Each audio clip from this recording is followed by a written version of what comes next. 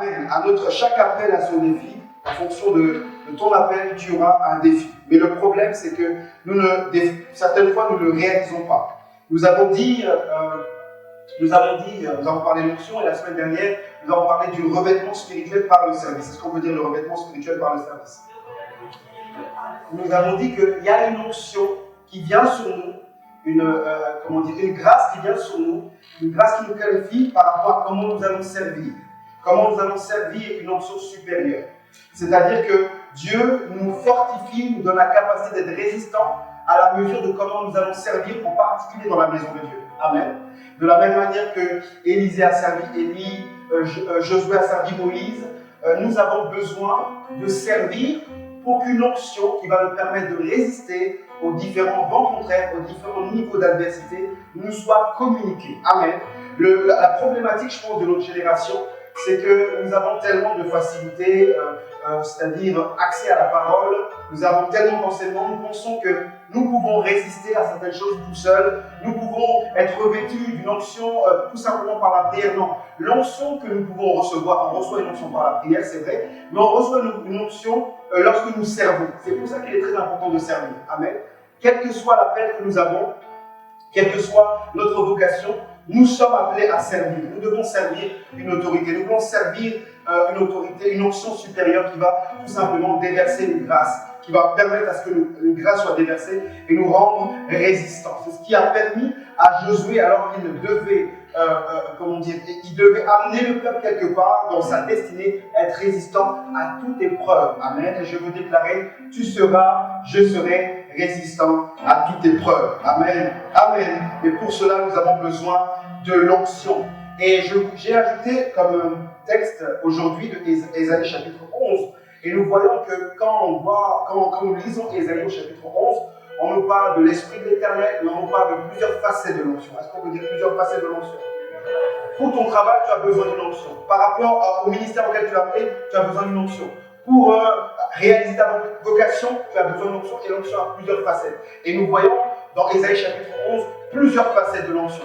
On parle de l'esprit d'intelligence, de l'esprit de force, de l'esprit de puissance, et qui donne tout simplement une aperçu des différentes facettes de l'onction dont nous avons besoin. Si nous devons opérer, par exemple, j'ai donné l'exemple dans le milieu politique, nous avons besoin de l'onction, de la sagesse, de l'onction d'intelligence pour pouvoir tout simplement discerner, donner des orientations comme il faut. Voilà, en fonction de notre appel, de la vocation que nous avons besoin d'une onction particulière. Amen. Et l'onction nous permettra de traverser tout simplement les différentes épreuves, les différentes situations qui peuvent être devant nous. Et aujourd'hui, j'aimerais donner 4 choses que le Saint-Esprit fait pour nous amener à résister. Amen. 4 choses que le Saint-Esprit fait. On peut en citer 5, 6, 7, 10, mais j'ai sur le cœur 4 choses. Et ça sera une forme de conclusion ou alors des différents éléments qui ont déjà été apportés les semaines précédentes, mais qui ont pour but un peu à la fois de rappel, mais de comprendre que dans le domaine des vents contraires, dans le domaine du revêtement spirituel, dans le domaine de l'onction, il y a une place que nous devons accorder au Saint-Esprit. Amen. Amen. Est-ce que nous sommes ensemble?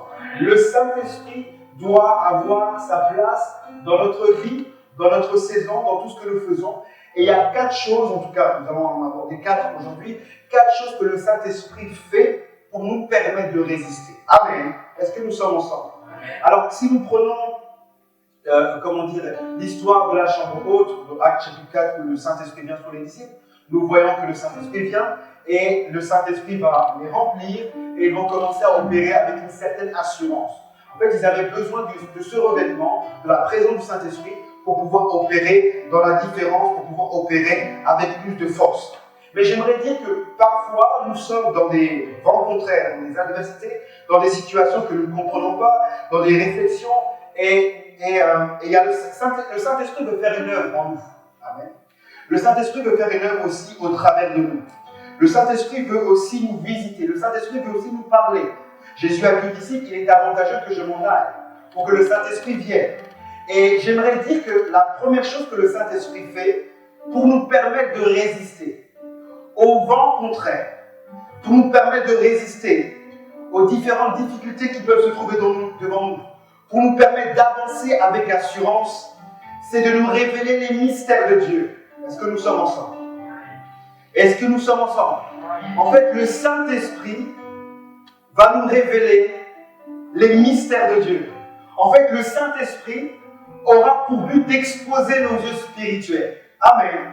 Vous savez, les jeunes aujourd'hui, beaucoup de jeunes souffrent de pensées impures, ils vont sur des sites pornographiques ou autres, et ils sont exposés à des mauvaises choses. Ils sont exposés à de l'impudicité, aux mauvaises choses, en fait, des jeunes comme des plus âgés. Et ces choses-là les amènent à avoir des réactions. Ces choses-là vont pervertir leur conscience. Plus vos yeux sont exposés à des mauvaises choses, plus vous allez réagir par conséquent. Amen. Est-ce que je me fais comprendre? De la même manière que nous avons les yeux physiques, nous avons également nos yeux spirituels. Et ces yeux spirituels d'être ouverts. Et le Saint-Esprit, lorsqu'il y a des vents contraires, lorsqu'il y a de l'adversité, il doit exposer nos yeux spirituels aux réalités spirituelles. Et les premières choses que le Saint-Esprit veut nous exposer, c'est au mystère de Dieu. La Bible dit que le Saint-Esprit vient révéler Jésus-Christ. Le Saint-Esprit, au travers de toutes les circonstances que nous pouvons traverser, nous devons comprendre que le Saint-Esprit, premièrement, avant de nous permettre d'avoir plus de force, avant de nous permettre de faire émerger nos destinées, le Saint-Esprit nous amènera à comprendre Dieu davantage dans sa personne, parce que Dieu, dans l'histoire de la Bible, se révèle de différentes manières en fonction des saisons. Lorsque nous le recevons en tant que sauveur, et dans certaines saisons, nous avons besoin d'un Dieu qui nous guérit, dans certaines saisons, nous avons besoin de voir Dieu dans différentes facettes, mais cela ne se fait pas par notre intellect, cela ne se fait pas par notre théologie, cela se fait par le Saint-Esprit.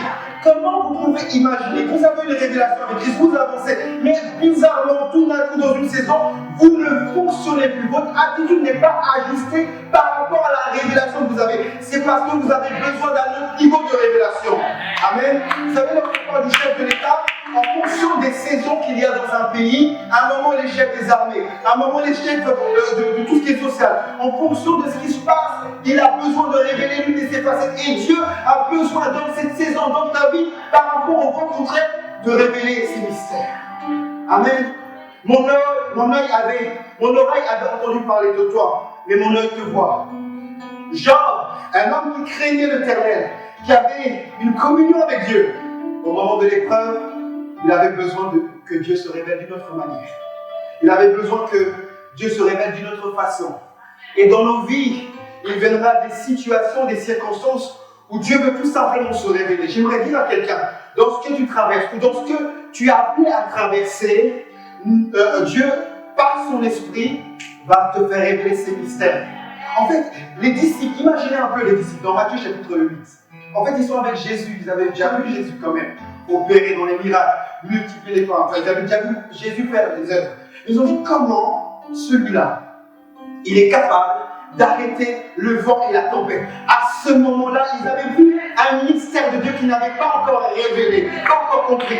Comment vous imaginez? Ils avaient vu déjà Jésus faire des œuvres, mais ils se retrouvent avec les disciples à la transfiguration. Ils n'ont jamais vu Jésus glorifié de cette manière. Mais j'aimerais te dire, pour résister au vent contraire, pour avancer dans ta saison, tu as besoin d'une autre facette de Dieu maintenant.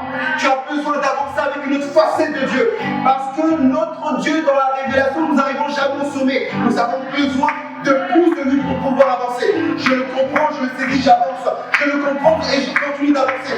Je le comprends et je continue de prier. J'ai la même dynamique parce que Dieu se révèle à moi. La révélation de Dieu doit augmenter. La révélation de Dieu ne augmente pas par la théologie, par la connaissance uniquement, par l'hébreu, par le grec, mais par la révélation de notre Saint-Esprit. Le Saint-Esprit veut se révéler à toi. Comme peut-être tu peux être dans les doutes, dans des réflexions, mais cette saison, en fait, Dieu permet des situations, des circonstances pour une autre facette de lui se manifeste. Parce qu'en Dieu, en fin de compte, et je le dis à chaque fois, et des fois, parfois nous pouvons l'oublier, Dieu est l'essentiel de notre vie. Nous avons besoin d'abord de Dieu dans notre vie. Amen. J'aimerais le répéter à quelqu'un. Nous avons besoin d'abord de Dieu dans notre vie. Que dans le texte de 1 Roi, chapitre 19, que nous avons lu et que nous avons lu chaque semaine, le prophète Élie qui avait fait tomber le feu, beaucoup de choses, qui avait opéré dans la puissance, se retrouve paralysé suite à une intimidation.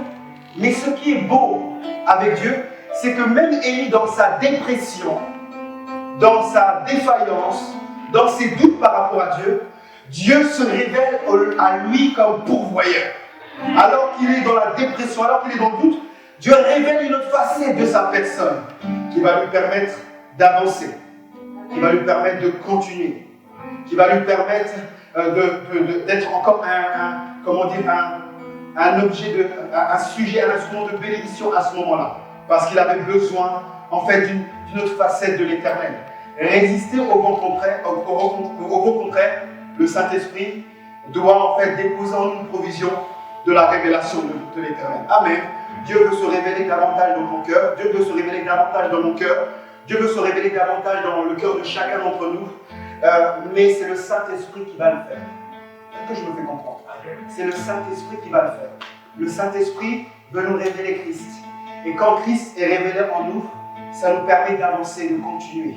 Chaque fois que nous avons une dynamique moins bonne, chaque fois que la prière devient une lourdeur, et ça arrive à tout le monde parce qu'il n'y a pas de rencontre spirituelle, il n'y a pas de personne qui arrive à tout moment, il n'y a pas de Superman spirituel, on aimerait bien. Mais chaque fois qu'il y a un moment donné où il y a du doute, la lourdeur, pas envie d'être dans la maison de Dieu, pas envie de servir le Seigneur, c'est qu'il y a une facette de la révélation de Dieu qui nous manque à un moment donné. Amen. C'est pour ça qu'avec Dieu, il y a toujours des dimensions. Il y a des dimensions de révélation, il y a des dimensions de l'onction, il y a toujours des dimensions. Et j'aimerais dire à quelqu'un qu'il est temps pour toi, pour résister au contraire, que tu rentres dans une autre dimension de révélation par le Saint-Esprit. Une autre dimension, une autre porte en fait. Tu es encore dans les parvis. Quand tu es seulement dans, j'aime beaucoup ce terme que je prends, quand tu es seulement dans les parvis, ta communion avec le Seigneur, elle dépend de toi. Dieu t'exauce. Dieu Seigneur, je te demande un travail, je te demande un mari, ce qui n'est pas mauvais. En fait, la révélation de la dynamique spirituelle, elle est seulement le fruit de ce que Dieu te donne ou te donne pas dans les parvis. Et on est beaucoup dans les parvis en fait. C'est une phase de révélation du Seigneur. Mais quand on rentre encore, là, quand on commence à rentrer dans le lieu saint, là nous rentrons où nous comprenons que Dieu doit être le centre de tout ce que je fais. Dieu doit en fait avoir la place. C'est lui le centre de mon prière. C'est lui le centre de mon adoration. Qui me donne pas, je suis à lui. Je suis dans la dynamique. Je suis dans un autre dimension. Après, je rentre dans le lieu très saint, je réalise encore sa grandeur. Je réalise encore tous ses bienfaits. Il y a plusieurs dimensions. Mais le Saint-Esprit doit nous faire révéler les choses. La révélation de Dieu est progressive. Est-ce que nous sommes ensemble? La révélation de Dieu est progressive. C'est ce Dieu qui se révèle à Moïse en buisson ardent. C'est ce Dieu qui se révèle à Élie dans le torrent de Grit. C'est ce Dieu qui est toujours là en fait en fonction des saisons. C'est ce Dieu qui se révèle à Moïse comme celui qui va délivrer son peuple. Donc à chaque moment, à chaque étape, il y a un moment donné où le Saint-Esprit, en fait, pour nous permettre de résister, doit exposer nos yeux spirituels. Est-ce que je me fais comprendre? Nous permettre de comprendre ce qui se passe dans ce monde, il faut que le Saint-Esprit ouvre nos yeux. En fait. Plus mes yeux spirituels sont ouverts, plus mes yeux sont exposés à la révélation, plus je n'ai plus peur. Je n'ai plus peur en fait. Je n'ai pas peur des rêves bizarres, je n'ai pas peur des doutes, je n'ai pas peur de ce que je sens à l'intérieur de moi. Je n'ai pas peur, je suis prêt parce que mes yeux ont été exposés à des réalités spirituelles. J'aime beaucoup ce chant car mes yeux ont vu l'agneau. Voilà, mes yeux ont vu l'agneau. En fait, je vois les choses d'une manière spirituelle. Je vois que le Seigneur est avec moi. J'ai une révélation par le Saint-Esprit, mes yeux sont ouverts. Expose tes yeux, ouvre tes yeux pour que tes yeux soient exposés aux réalités spirituelles. Parce que quand tes yeux sont exposés aux réalités spirituelles, tu vas comprendre que dans cette situation, tu n'es pas seul. Tu vas comprendre que comme Daniel dans la fosse au lion, il y a le 4e homme. Tu vas comprendre que tu n'es pas seul dans cette situation. Mais ce n'est pas le Saint-Esprit. Le Saint-Esprit est une personne, nous le savons. Le Saint-Esprit a des sentiments. Le Saint-Esprit ne se laisse pas forcer. Si tu ne veux pas de lui, il ne va pas forcer. Si tu veux de lui, il va venir. Si tu l'attristes, il va s'écarter. Si tu veux lui faire plaisir, tu vas manifester les sentiments de Christ. Le Saint-Esprit veut avoir sa place pour nous révéler les mystères de Dieu. Et quand les mystères de Dieu sont révélés, alors nous avons la capacité de résister. Nos yeux doivent être exposés différemment. Vous savez, dans la Bible, dans l'Ancien Testament, on nous parle beaucoup du prophète Élie, plutôt le prophète Ésaïe. La Bible dit que dans Ésaïe au chapitre 6, Ésaïe va être exposé à la sainteté de Dieu. C'est pour ceux qui lisent la Bible. Je vous invite vraiment, ceux qui n'ont jamais lu Ésaïe chapitre 6, je vous invite à le lire. Ésaïe va être exposé dans son esprit à la sainteté de Dieu. Ésaïe n'était pas un petit, si je peux me permettre l'expression, il était déjà dans le ministère. Il avait déjà vu des œuvres, il avait déjà vécu des expériences. Je peux dire même qu'il avait déjà fait des prophéties. Mais qu'est-ce qui va se passer? Il va avoir une vision et ses yeux spirituels vont être exposés à la sainteté de Dieu. Et lorsque ses yeux spirituels vont être exposés à la sainteté de Dieu, il va dire non, non, non, en fait, je suis impur en fait. Des fois, Dieu doit exposer sur ta personne et tu comprends qu'en fait, mais non, mais je ne suis pas encore arrivé, je suis encore tout petit en fait. Nos yeux ont besoin d'être exposés au mystère de Dieu. Il y a des personnes ici dans leur saison, ils ont besoin d'être exposés à la sainteté de Dieu pour qu'ils puissent comprendre que leur alliance avec Dieu, en fait, a des conséquences. Leur alliance avec Dieu, Dieu attend de l'obéissance de la crainte, mais tes yeux doivent être exposés à la sainteté de Dieu. Tant que tes yeux ne sont pas exposés à la sainteté de Dieu, tu vas avoir une communion comme si Dieu était ton grand-père, ton ami. Mais quand tes yeux spirituels sont exposés aux réalités spirituelles, il y a quelque chose qui change. Il y a quelque chose qui change. Tant que vous n'avez pas expérimenté la guérison, vous ne pouvez pas comprendre que Dieu est capable de guérir maintenant. Il est capable, en fait, là où il y a des maladies, là où il y a des choses au niveau des nerfs, maintenant Dieu il est capable de le faire. Mais vos yeux n'ont pas été exposés à cela. Un homme de Dieu disait une chose pour parler de ceux qui aspirent à la manifestation de l'onction de guérison. En fait, vous ne pouvez pas expérimenter des choses que vous n'avez pas, ou vos yeux n'ont pas été exposés, en fait. Je crois au prophétique parce que mes yeux ont été exposés au prophétique. Je crois tout simplement à la dimension que la sagesse a plusieurs dimensions, parce que j'ai vu mon père dans la foi être, comment dire, opéré dans beaucoup de dimensions de sagesse. Ce auquel vous êtes exposé, en fait, vous allez vouloir l'expérimenter. Il faut que nos yeux soient exposés aux réalités spirituelles pour les expérimenter. Et quand il y a des vents contraires, j'ai besoin, le Saint-Esprit va m'exposer aux réalités spirituelles sur les mystères de Dieu, en fait. C'est que même si la tempête arrive, même si tu entends des mauvaises nouvelles, même si tu as des mauvais pressentiments familiales, au niveau peut-être de ton travail, tes yeux doivent être exposés au mystère de Dieu. Même si en fait d'une manière rationnelle, ce que tu es en train d'expérimenter n'a pas de finalité, n'a pas d'issue. Si tes yeux sont exposés aux réalités spirituelles, tu peux saisir que rien n'est impossible à Dieu, rien n'est impossible. Et les yeux par le Saint-Esprit doivent être exposés au mystère, à ces mystères, parce que notre Dieu, nous devons entrer dans ces mystères. Est-ce que nous sommes ensemble? Oh, je vois quelqu'un exposé au mystère de Dieu. Je vois quelqu'un comprendre les réalités. Je vois quelqu'un ouvrir maintenant les yeux. J'aimerais te dire, ne prends même pas tes regards à pied. Pourquoi la Bible dit ceux qui se confient en l'Éternel renouvellent leur force? Parce que plus je vais avoir confiance en Dieu, plus mes yeux vont être exposés à ces réalités spirituelles. Amen.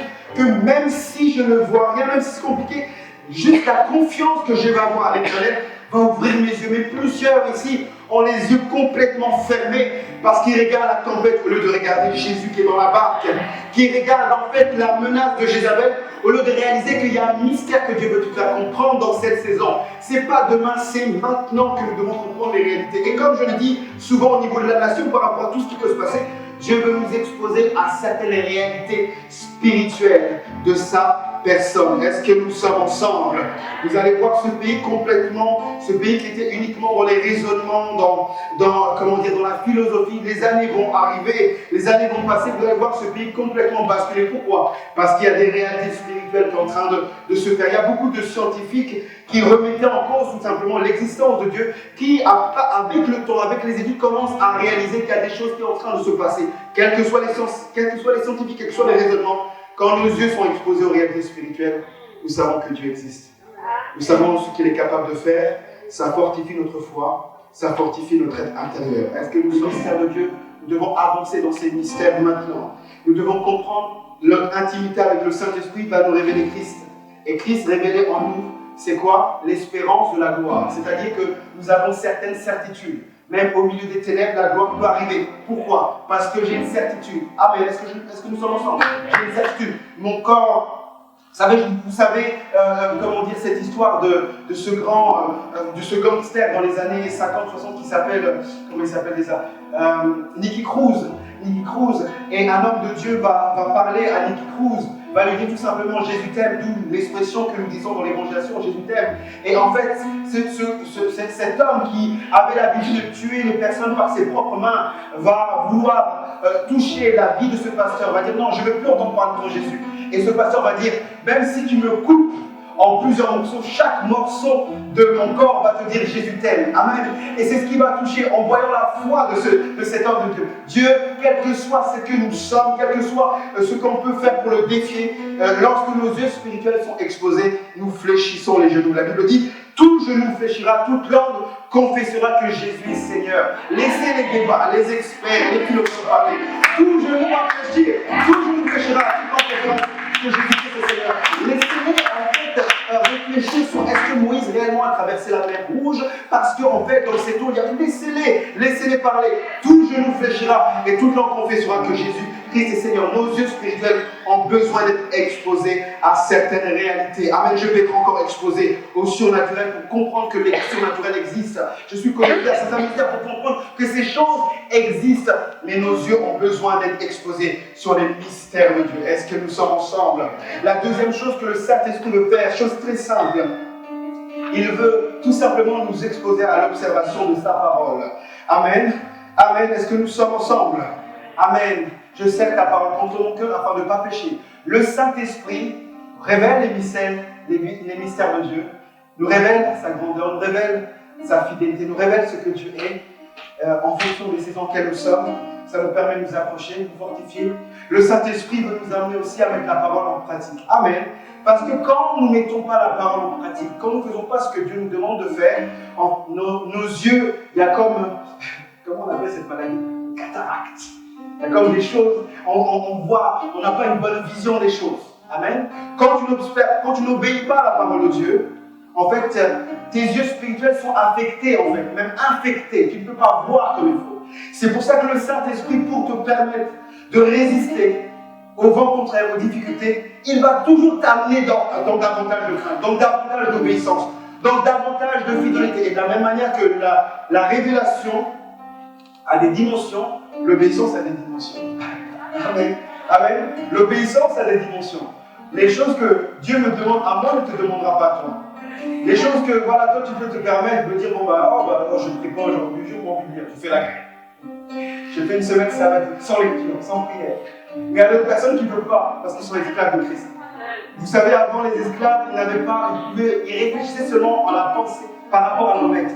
Si leur maître disait d'aller là-bas, ils allaient là-bas. Ils n'avaient pas en fait de mots à dire. Les sacrificateurs dans l'Ancien Testament, même ils n'avaient pas le droit même de pleurer. Ils étaient là, ils devaient en fait être pour le peuple et pour Dieu. Amen. Donc vous n'avez pas le temps de réfléchir. Donc l'obéissance a des dimensions, mais l'obéissance à la parole permet à ce que mes yeux restent ouverts. Et dans les choses que le Saint-Esprit veut faire, veut exposer nos yeux spirituels à demeurer ouverts. Et c'est pour qu'ils demeurent, pour que nos yeux demeurent ouverts, en fait, Dieu nous amènera toujours à obéir à sa parole. Moins tu obéis à sa parole, plus tes yeux spirituels seront infectés. La Bible nous dit quoi dans Luc 11 au verset 34? La Bible dit que l'œil est la lampe du corps. L'œil est la lampe du corps. On parle dans le domaine spirituel. L'œil est la lampe du corps. Et en fait, quand nous observons, quand le Saint-Esprit nous amène dans l'observation de sa parole, il nous permet de garder la conscience pure. Est-ce qu'on peut dire conscience pure? Est-ce qu'on peut dire conscience pure? Oui, conscience pure, c'est appeler mal et bien. Que dans ta vie, dans ta conscience, que le mal ne devienne pas bien. C'est pas parce que tu as vu quelqu'un qui fait ça, tu dis Dieu comprend. Non, Dieu ne comprend pas, c'est la réalité. Oh mais Dieu, toi-même tu comprends. Tu vois comment est la situation? Tu comprends? Tu me comprends dans ma situation. Je suis obligé de me comprendre. Dieu ne comprend pas. La parole, elle est oui, amen. Mais le Saint-Esprit nous donnera la capacité d'obéir lorsque c'est difficile. Ces choses, la grâce, la Bible dit que cette capacité, nous n'avons pas de nous-mêmes. C'est la grâce du Seigneur qui nous permet, qui nous donne la capacité d'obéir, qui nous donne la capacité d'opérer dans un certain niveau. Et pour que tes yeux soient exposés comme il faut, pour saisir les vents contraires qui arrivent, pour saisir ta saison, tu as besoin d'obéir à la parole de Dieu. Amen. Oh, nous voulons élever. J'entends quelqu'un dire je veux être élevé, je veux aller plus loin. Mais j'aimerais dire une chose, des fois ça ne dépend pas d'une prophétie, des fois ça ne dépend pas des finances, ça dépend de l'obéissance. Ton obéissance à Dieu peut t'amener très loin. Amen. Ton obéissance à Dieu peut t'ouvrir des portes que tu n'imagines même pas. Ton obéissance à Dieu peut t'ouvrir, te frayer des chemins. Ton obéissance à Dieu peut être vécue de l'environnement comme de la raillerie, de la moquerie, mais ton obéissance à Dieu, Dieu honore toujours l'obéissance. Dieu honore toujours ceux qui l'honorent. Dieu honore toujours ceux qui marchent en faisant des sacrifices pour lui. La Bible dit que Dieu vaut mieux l'obéissance que le sacrifice. Mais l'obéissance, le Saint-Esprit, nous amènera à l'obéissance pour que nos yeux demeurent ouverts et notre conscience demeure pure. Est-ce que tu peux dire je veux garder ma conscience pure? Oui, je veux garder ma conscience pure.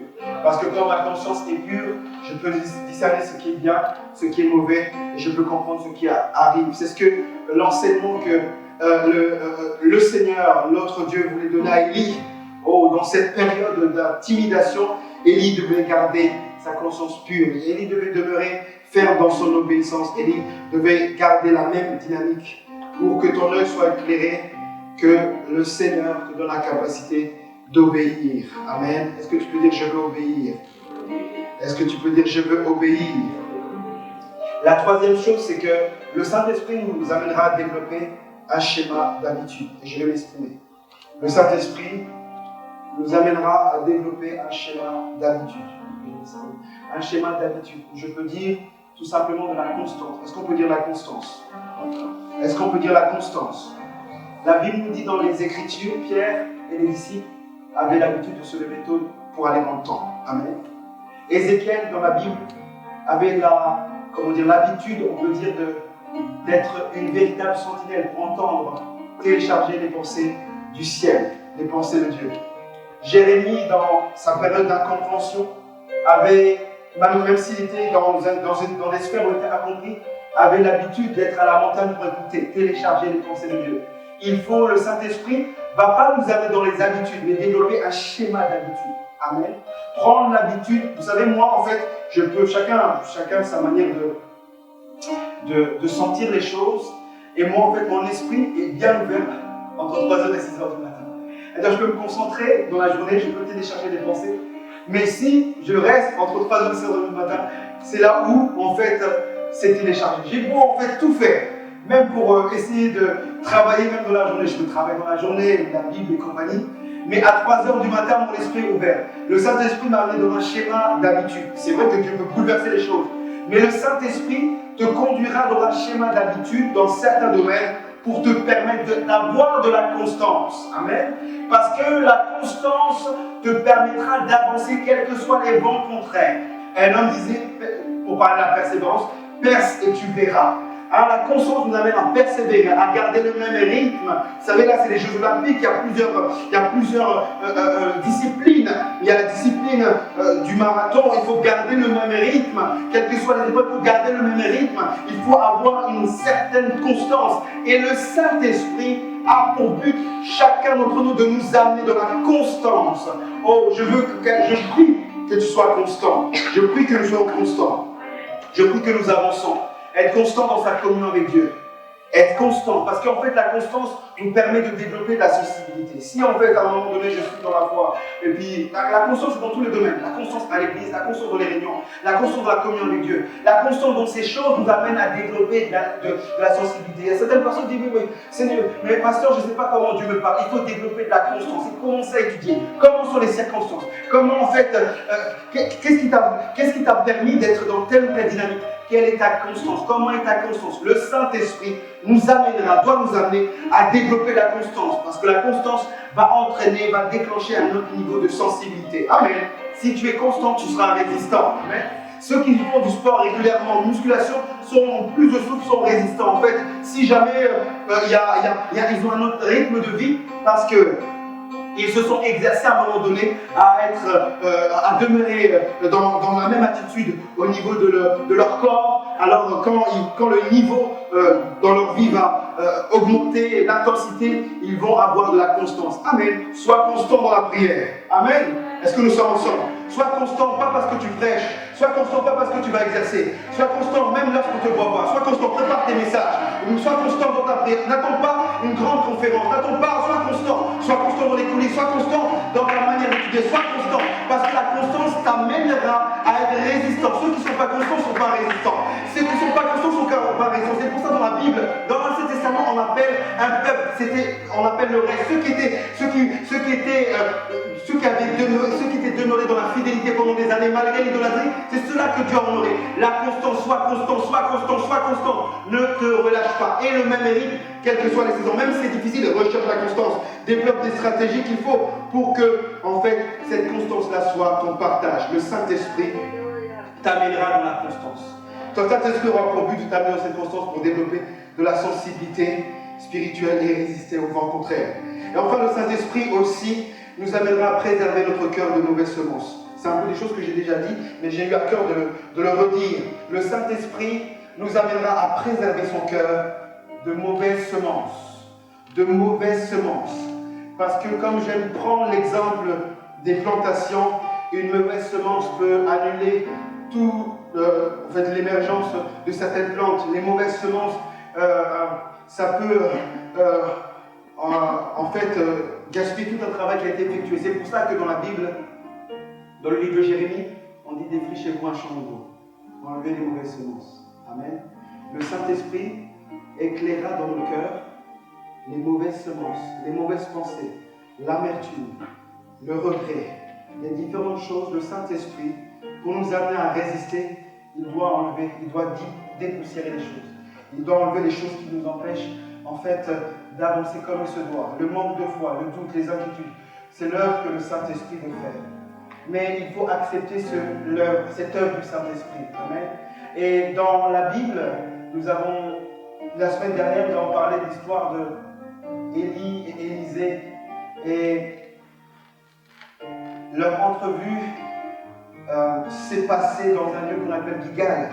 Et Gilgal, souvent spirituellement, c'est le symbole du brisement. J'aime beaucoup le terme anglais, c'est weakness. Ouais, j'aime bien ça. Brisement. Le brisement, en fait.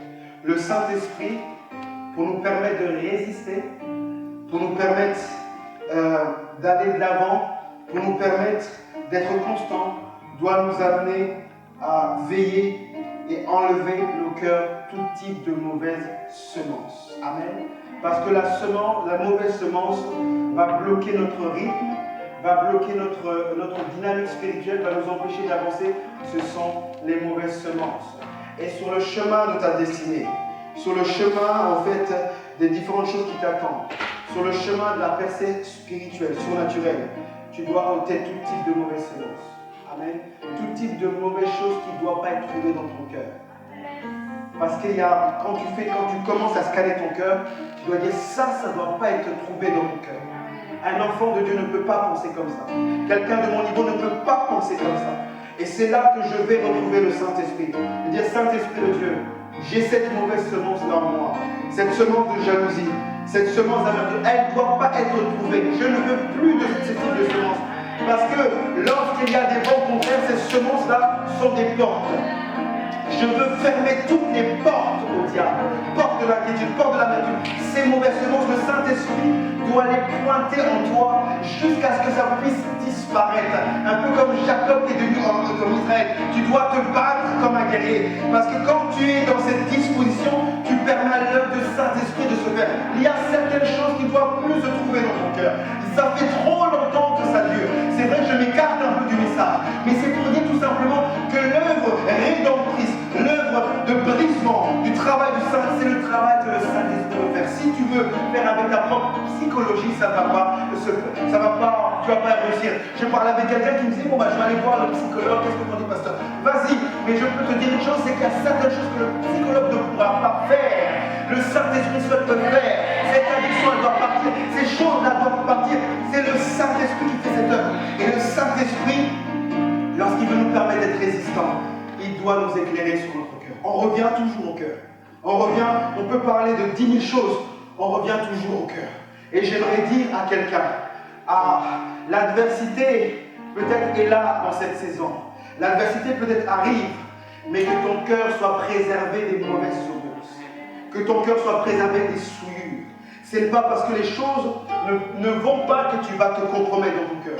Ce n'est pas parce que les choses en fait ne vont pas que tu vas laisser télécharger des mauvaises choses. Ce n'est pas parce que des choses en fait ne sont pas comme tu veux que tu vas en fait laisser le diable l'avantage. Amen. Tu dois parler comme Christ. Arrière de moi Satan. Tu dois arrêter la tempête. Tu dois déclarer les choses. Mais le Saint-Esprit t'amènera. Pointe des choses sur ton cœur. Oui, le Saint-Esprit pointe des choses sur ton cœur pour te permettre de résister. Dieu nous appelle à être un peuple inébranlable. Est-ce qu'on peut dire un peuple inébranlable? Un peuple inébranlable. Un peuple résistant. Un peuple qui est dur, quelles que soient les circonstances, quel que soit le niveau de l'adversité. Mais nous voulons œuvrer avec l'influence du Saint-Esprit. J'aimerais dire à quelqu'un, laisse la place au Saint-Esprit dans ta vie, dans ton cœur, dans tes pensées, dans cette saison. Parce que le Saint-Esprit veut exposer tes yeux spirituels au mystère de Dieu. Il veut exposer tes yeux spirituels à ce que Dieu est, à ce que Dieu veut faire. Parce qu'avant toute chose, je peux te donner en fait des stratégies, du coaching. Mais avant toute chose, nous avons besoin de comprendre les mystères de Dieu. Ouais, tu as besoin de comprendre les mystères de Dieu. Voir Dieu d'une autre manière. Ce qui crée le basculement, c'est la révélation. Amen. Ce qui crée le basculement dans la vie chrétienne, c'est la révélation. Ce n'est pas l'habitude de prier. On peut prier pendant des années, mais avoir un même niveau de révélation. On peut prier et toujours demander pardon, Seigneur. Non, non. Il y a un moment donné, j'ai la révélation du Seigneur. Ça m'amène à changer de notre attitude. Il doit exposer aussi exposer nos yeux à ces mystères, mais il doit également, exposer nos yeux aux différentes réalités spirituelles, aux différentes réalités spirituelles. Il doit exposer nos yeux, à l'obéissance de sa parole. Il doit exposer nos yeux à ça, pour que nous puissions avancer, pour que nous puissions demeurer fermes, et que nous puissions tout simplement garder la même dynamique. Il doit aussi exposer nos yeux à développer de la constance et aussi préserver nos cœurs de toute mauvaise semence. Est-ce que nous sommes ensemble? Alléluia. Nous allons nous lever quelques instants et j'aimerais que nous puissions prier. Alléluia.